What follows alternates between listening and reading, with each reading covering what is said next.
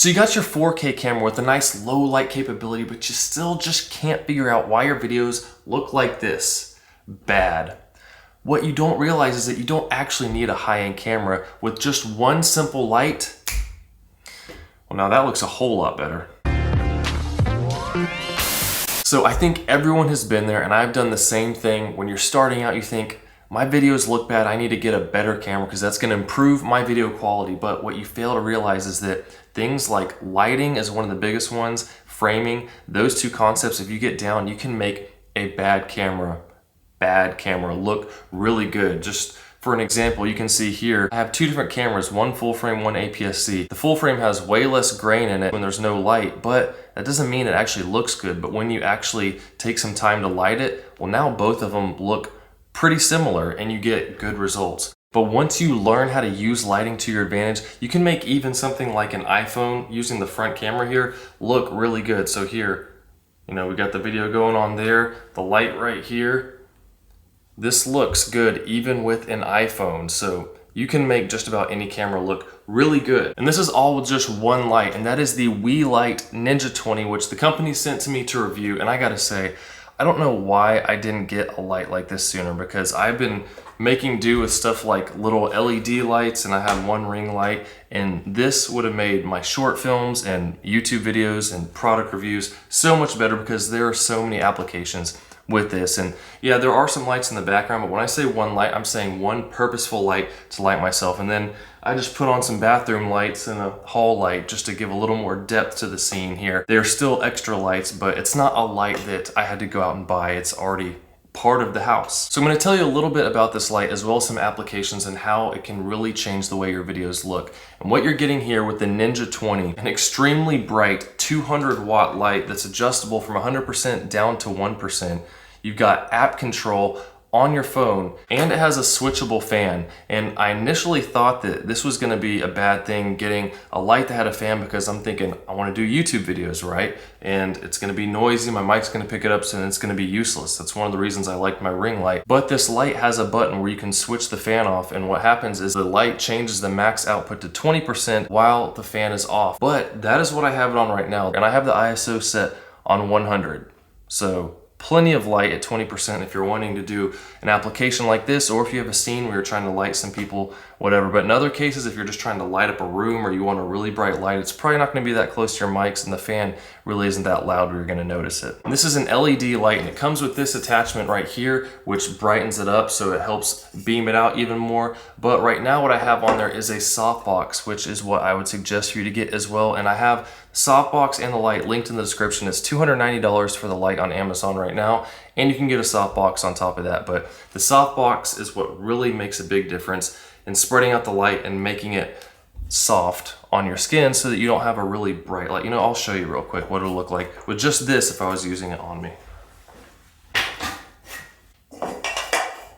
So as you can see, that is a lot brighter. It's really focused on me. I guess we could bring the aperture down a lot to help out, but there you just get more hot spots if you're using it just like that on yourself. So I highly suggest a softbox to go with it, because this thing makes a huge difference, especially if you want to use it for like product photography or product videos, something like that. A nice soft overhead light will make things look a whole lot better. But let's switch this back.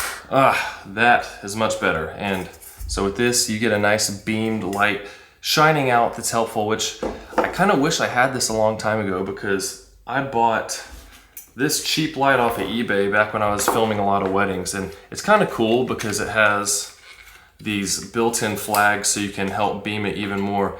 And this thing is really bright, but this thing gets ridiculously hot.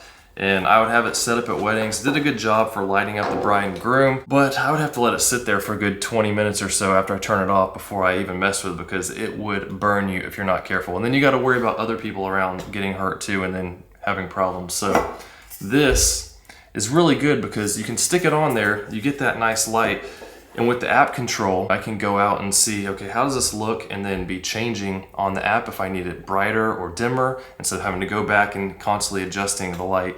And it's not as beamed because this reflects out more, but you can always put some flags on here it'll be no problem because this really doesn't get that hot. I left this light running for like 3 hours at max power and the fan was on, and it was warm to the touch, but I could put my hand on it and leave it there. Now, aside from just being a nice bright light source, you also have the option of different effects on there you can switch to. So for example, say camera flashes, you want it to look like someone's walking out and getting paparazzi flashes in their face. You could set up for that. You could set up lightning effects similar to what I showed in my video with the small rig light. You set it outside a window or something like that and have some lightning go off. Add some sound effects and you have yourself a nice looking lightning shot. So there's lots of good things about it, but of course there's always going to be some cons. And the first major one to me is that it's only one color temperature. It's 5600 Kelvin, which is your daylight. And that's good, you know, you can set it up in your office, whatever, YouTube studio, and it's gonna give you good light like this, no problem. But if you have a scene, maybe like fireplace type lighting or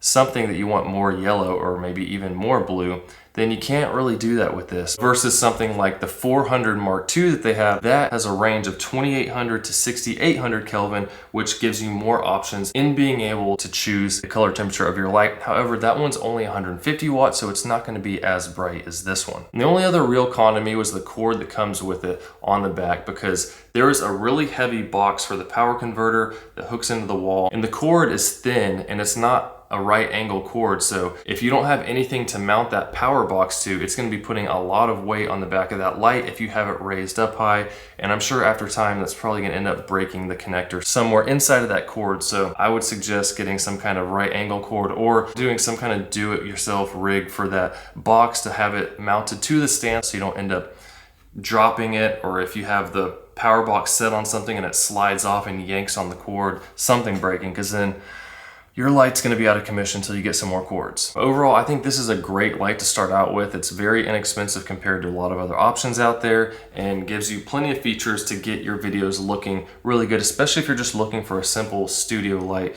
for a YouTube setup or something like that. But you definitely wanna learn how to use lighting if you want to have good videos. Aside from just having a one light setup, you can start adding in little extra lights like this for hair lights, for different ambient lights behind you, all kinds of stuff, because your set design is what's really gonna make your video look good overall, and having certain parts of it lit the way you want to emphasize different things, and also the where you set your lights to have shadows on one side of the face and light on the other. But if you do have any questions about this light or anything I talked about today, leave the comments down below and I'll try to help you out the best I can. Lighting, once again, is what is really gonna set your videos apart. It's more important than the camera you have. Once you get to a certain point, yeah, your camera quality is gonna dictate how good your stuff looks, but starting out, you can do a whole lot with some good lighting and even a mediocre type of camera, or as we saw, even an iPhone. So try to focus on investing in stuff like lighting, because that's what's gonna make a difference.